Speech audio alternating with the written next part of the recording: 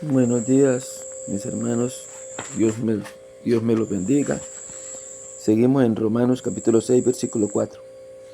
Pues por el bautismo fuimos sepultados con Cristo y morimos para ser resucitados y vivir una vida nueva, así como Cristo fue resucitado por el glorioso poder del Padre.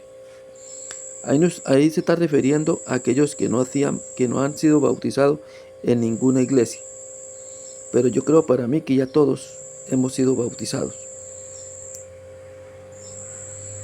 Entonces ya no hay necesidad de bautizarnos, porque la palabra de Dios dice claramente que nosotros debemos de quedarnos tal como estemos desde que Cristo lo haya conocido. Colosenses capítulo 2, versículo 12. Al ser bautizados, ustedes fueron sepultados con Cristo y fueron también resucitados con Él, porque creyeron en el poder de Dios que los resucitó. Amén. Romanos capítulo 6, versículo 6.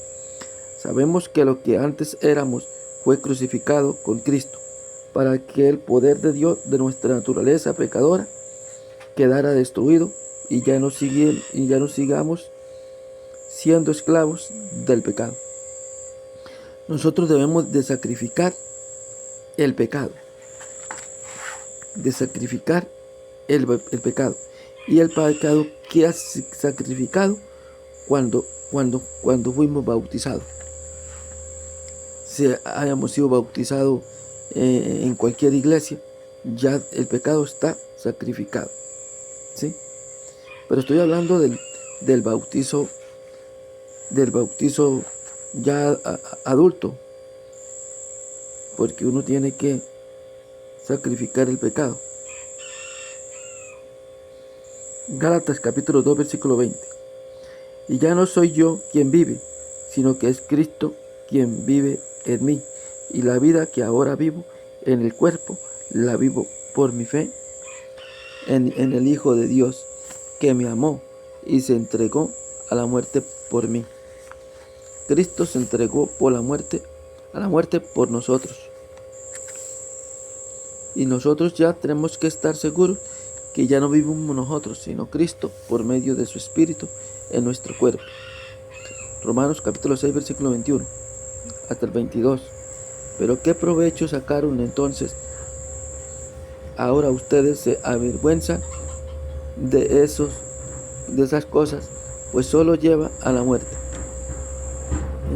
Nosotros cuando pecamos y ya nos convertimos al Señor, nos avergonzamos de todo lo que hicimos.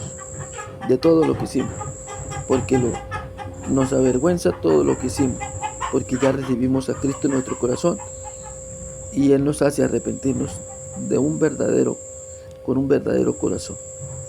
Versículo 2. Pero ahora, libres de la esclavitud del pecado, han entrado al servicio de Dios. Esto sí les es provechoso, pues el resultado es la vida santa y finalmente la vida eterna. Amén. Mire qué hermoso. Proverbios capítulo 12, versículo 28. El camino de la justicia lleva a la vida, el de la imprudencia lleva a la muerte. Aquí terminamos el capítulo 6 de Romanos y empezamos con el capítulo 7. Romanos capítulo 7, versículo 7. Dejámoslo ahí. Vamos a subir esto y para que ustedes vayan entendiendo la palabra. ¿Sí ven? Cuando nosotros somos bautizados en el nombre de Jesucristo, sepultamos todo nuestro pecado en el agua. Ahí quedó sepultado en el agua. Álvaro, ¿cómo así que en el agua? Le voy a explicar. Resulta que cuando el endemoniado de Gerasa, que Jesús expulsó los demonios no le dijeron, envíanos a la tierra. No, dijo, envíanos a esos cerdos. ¿Y qué pasó con esos cerdos? Dice la palabra que se endemoniaron tanto, ¿sí?, que se fueron hacia el abismo, hacia el mar, y quedaron sepultados allá. ¿Sí ve? Entonces, el agua significa purificación de nuestro cuerpo. Al ser purificados, entonces el pecado queda sepultado dentro del agua donde fue bautizada la persona. Ahora, ¿será que ya somos libres? Sí, somos libres ya de eso, del pecado que cometimos atrás. Somos libres de eso.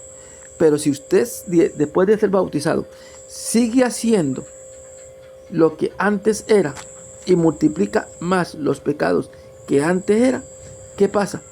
Esos demonios que quedaron sepultados en el agua salen de ahí y van y buscan 7 demonios más.